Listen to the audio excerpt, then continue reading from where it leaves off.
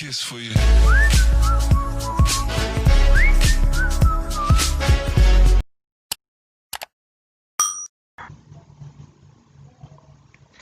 Assalamualaikum warahmatullahi wabarakatuh. Bagaimana kabarnya teman-teman? Baik ya? Semoga semuanya dalam keadaan sehat walafiat dan tetap semangat belajarnya. Senang sekali kembali bisa berbagi. Kali ini kita akan berbagi mengenai fungsi komposisi atau biasa disebut juga dengan komposisi fungsi.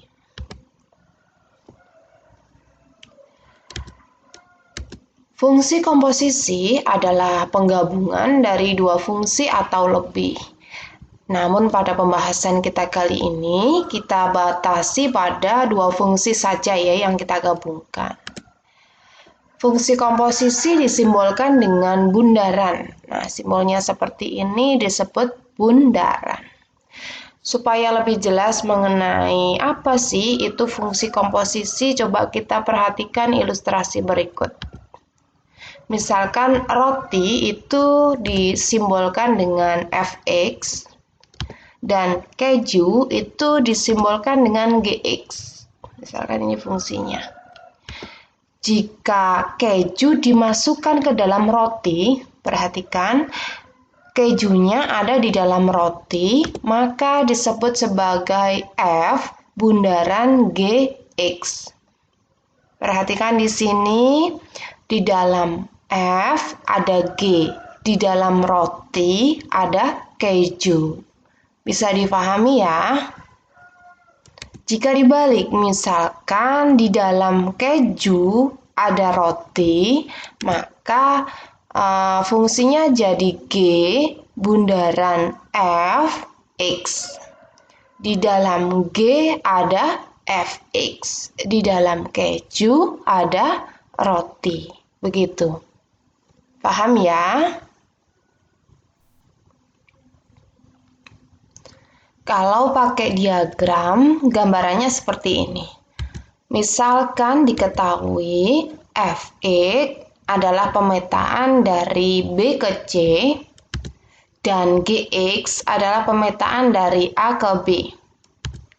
Maka dapat disusun F bundaran Gx sama dengan F dalam kurung Gx. Artinya di dalam F ada Gx dengan H itu adalah pemetaan dari A ke C.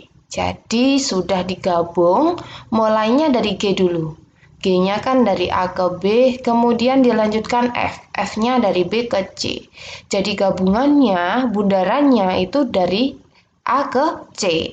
Awal ke akhir, seperti itu.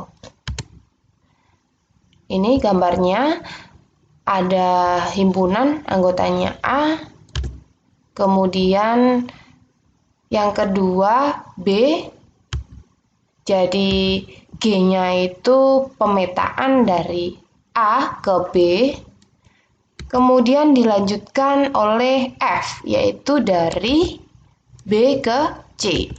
Nah, seperti ini. Maka F dalam kurung Gx itu dari A ke C. Dari awal ke akhir. Bisa difahami ya? Oke, kita lanjutkan. Contoh yang pertama, misalkan diketahui fungsi F dan G dalam pasangan berurutan berikut. F-nya sama dengan dalam kurung negatif 3, C, negatif 1, F, 0, E, 2, A, dan 4, B. Sedangkan G-nya sama dengan dalam kurung A, negatif 3, B, negatif 1, D, 0, E, 5, dan G, 2. Misalkan kita diminta menentukan F bundaran G. Perhatikan, F bundaran G itu berarti G-nya dulu baru F. Kita tulis simpunannya. Perhatikan di sini G-nya ini pemetaannya ini dari A ke negatif 3 dan seterusnya. Kita tuliskan domainnya ya. Berarti A, B, D, E, dan G. Kita tuliskan dulu. Kemudian dipetakan coba kita lihat ada negatif 3, ada negatif 1, ada 0, ada 5, kemudian ada 2. Mungkin ada yang tanya gini, itu kok ada 4, 4 ini nanti dipakai untuk yang F-nya ya. Kita petakan untuk yang G, berarti dari A ke negatif 3, kemudian dari B ke negatif 1, dari D ke 0, dari E ke 5, dan terakhir dari G ke 2. Berikutnya dilanjutkan oleh F. F ini pemetaannya untuk yang domainnya sudah kita tuliskan di sini. Ini kan ada 4 ya, makanya ini tadi ada muncul angka 4. Dipetakan ke C, F, E, ini A dan B. Ini ditulis dibalik tidak masalah ya. Coba kita lanjutkan pemetaannya. F-nya dari negatif 3 ke C, kemudian dari negatif 1 ke F, lanjut dari 0 ke E, kemudian dari 2 ke A, dan yang terakhir dari 4 ke B. Paham ya? Jadi F bundaran G-nya adalah dari awal yang paling kiri ke akhir paling kanan. Kita ambil yang nyambung. Kalau terputus berarti bukan ya. Coba kita lihat yang nyambung. Yang pertama dari A ini ke negatif 3 lanjut ke C. Berarti hasilnya F bundaran G-nya pertama dari A ke C. Kemudian yang kedua ini kan dari B ke negatif 1 dilanjutkan ke F. Berarti hasilnya adalah dari B ke F. Lanjut, ini ada D ke 0, 0 ke E. Berarti dari D ke E.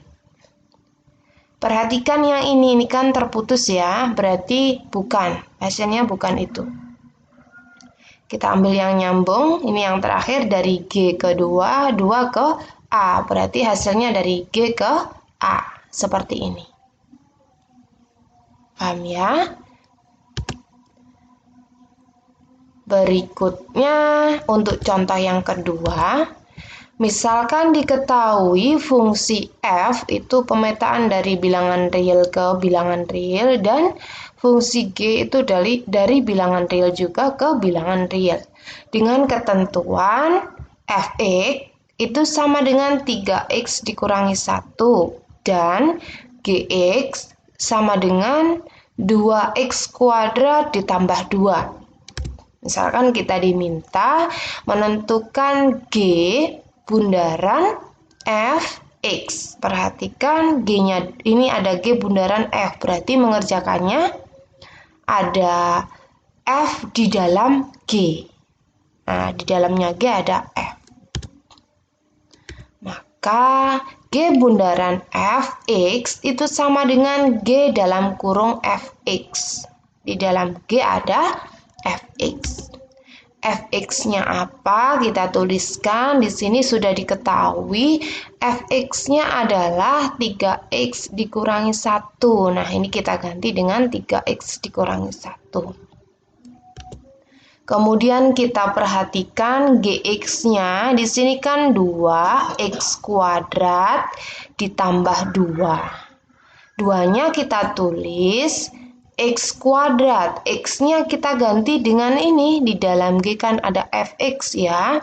Berarti X-nya kita ganti dengan fx, yaitu 3x dikurangi 1. Nah, ini ada kuadratnya, jangan lupa. Kuadrat ditambah 2. 2-nya ini mengikuti dari Gx-nya ya. Kemudian kita hitung, ada 3x dikurangi 1 kuadrat, berarti kita kuadratkan. 3x dikuadratkan, 3 kali 3 9, x dikuadratkan berarti x kuadrat. Kemudian 3x dikali negatif 1, itu hasilnya kan negatif 3x, dikali 2, hasilnya negatif 6x. Negatif 1 dikuadratkan hasilnya positif 1 ya. Negatif 1 kali negatif 1 itu kan positif 1. Kita kurung, kemudian belakangnya ditambah 2. Lanjut, kita buka kurungnya berarti kita kalikan dengan angka 2 ya. 2 kali 9 berarti 18 x kuadrat. 2 kali negatif 6x hasilnya negatif 12x. 2 kali 1 hasilnya 2. Kemudian ditambah 2. Ada suku yang sejenis, ini ada 2 ditambah 2 hasilnya 4. Yang lain masih tetap. Jadi G bundaran fx-nya adalah 18x kuadrat dikurangi 12x ditambah 4. Seperti itu. Kita lanjutkan untuk contoh yang ketiga. Misalkan yang diketahui masih sama ya. F adalah pemetaan bilangan real ke bilangan real dan G dari bilangan real ke bilangan real juga. Dengan ketentuan masih sama. Fx sama dengan 3x dikurangi 1. Dan Gx sama dengan 2x kuadrat ditambah 2. Yang beda ini pertanyaannya. Misalkan kita diminta menentukan F bundaran G dalam kurung 2. Jadi X-nya sudah diganti angka 2. F bundaran G dalam kurung 2 berarti artinya itu sama dengan F dalam kurung G2. X-nya diganti 2. Perhatikan di sini Gx-nya kan 2, X kuadrat ditambah 2. Nah, ini X-nya kita ganti dengan angka 2, berarti 2 dikali 2 kuadrat ditambah 2. 2 kuadrat hasilnya 4. 4 dikali 2 kan 8 ya. Ditambah 2 hasilnya 10. Jadi kita punya F dalam kurung 10. Artinya apa? Berarti di fungsi F ini X-nya kita ganti dengan 10. Jadi 3. Fx-nya kan 3x dikurangi 1 ya. Berarti 3 dikali 10, X-nya kita ganti 10 dikurangi 1. 3 dikali 10, 30 dikurangi 1 hasilnya 29. Nah, jadi F bundaran G-nya, F bundaran G dalam kurung 2 itu hasilnya 29. Oke, saya rasa cukup penjelasan mengenai fungsi komposisi. Semoga bisa difahami dengan baik, semoga bermanfaat. Terima kasih atas perhatiannya. Wassalamualaikum warahmatullahi wabarakatuh.